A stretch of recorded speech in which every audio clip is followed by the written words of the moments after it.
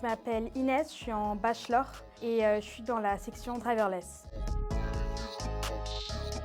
Alors moi je suis dans le bloc contrôle. Driverless est divisé en différents blocs et je suis dans le sous-bloc du contrôle de motion planning. Donc ça va être s'occuper des directions que va prendre la voiture, des actions qui seront transmises au contrôle, les actions idéales que la voiture devrait suivre, qu'on ait ou pas le track de la voiture et de la piste en avance. J'ai rejoint l'équipe cette année, au début de ma deuxième année. Moi, ce qui m'a donné envie de rejoindre la Racing Team, c'était un peu particulier. J'avais déjà commencé mes études sup avant d'arriver à l'EPFL et j'étais en prépa, j'ai pas du tout aimé. Et un soir, je regardais les réseaux sociaux et je suis tombée par hasard sur le compte de la Racing Team. Et c'est comme ça que j'ai commencé à regarder l'EPFL et à me dire qu'après la prépa et des études qui me plairaient pas, je pourrais peut-être faire quelque chose de différent et qui me plairait encore plus. J'ai postulé en driverless parce que j'avais envie de voir la programmation sous un angle différent. Je n'en faisais pas forcément énormément au quotidien et j'avais envie de me jeter dans le bain, d'apprendre et découvrir des nouvelles choses. Et voilà, donc je me suis dit que programmation, c'était parfait. Concrètement, dans le motion planning, on est deux à s'en occuper. On fait en même temps des recherches pour intégrer des nouveaux concepts, toujours dans l'optique d'améliorer le calcul de la centerline et de la track en avance et les mouvements de la voiture. Donc en fait, quand la voiture roule sur une piste, on a deux options.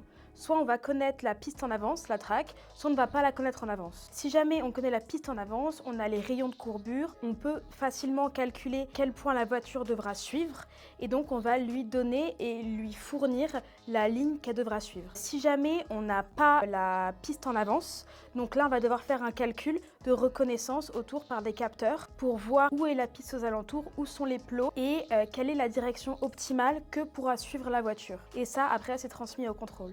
Donc dans le motion planning, actuellement, on cherche toujours à trouver des nouveaux concepts qui vont permettre d'améliorer et de rendre ces calculs plus performants, plus efficaces. Et donc moi, personnellement, je m'occupe de la traduction du code qui est déjà existant dans un langage qui est plus efficace, plus rapide, pour que la voiture prenne moins de temps à faire les calculs et puisse réagir plus rapidement.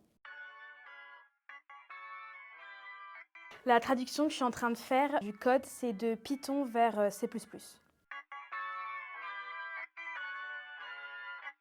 La partie la plus difficile de mon travail, ça reste toujours découvrir des nouvelles choses. C'est à la fois frustrant et en même temps c'est la partie la plus intéressante parce que ça reste l'inconnu, donc on a toujours peur de ce qu'on ne connaît pas. Mais au final, quand on commence à regarder, qu'on commence à étudier, on se rend compte que ce qu'on fait c'est hyper concret et même si ça fait peur, au final c'est ce qu'on kiffe le plus.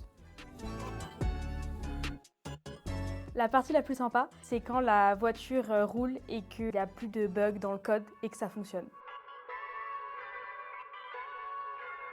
Ma première impression sur l'ambiance du groupe quand je suis rentrée dans l'asso, c'est qu'il y avait un vrai esprit de communauté et de famille. Les gens se soutiennent beaucoup et même entre les divisions. Au-delà de trouver des collègues de travail, on trouve aussi des amis. Et pour beaucoup d'étudiants qui habitent à l'étranger et loin de leur famille, c'est sympa d'avoir un lieu où on peut se retrouver dans la journée et dans les moments compliqués.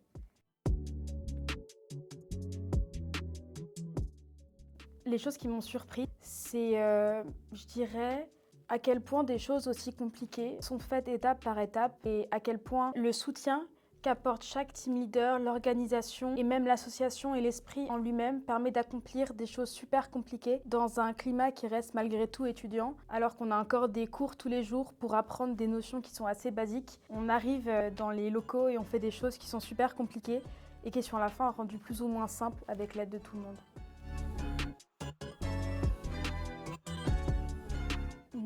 Je dirais ce qui m'a le plus marqué en général, honnêtement, c'est la densité de travail qu'il y a eu et toutes les choses qu'on peut encore apprendre. C'est que systématiquement, quand j'apprenais quelque chose et que je me disais cette fois-ci, je crois que je gère, en fait, j'essayais quelque chose de nouveau et je me rendais compte, non, en fait, j'ai encore plein de trucs à apprendre et je peux encore travailler sur plein de trucs.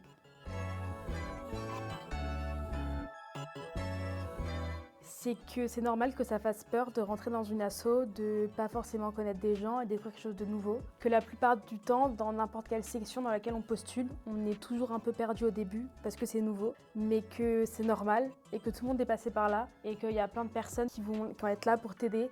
Tout le monde s'en est sorti, donc t'en sortiras aussi et faut pas rater une expérience parce qu'on a peur.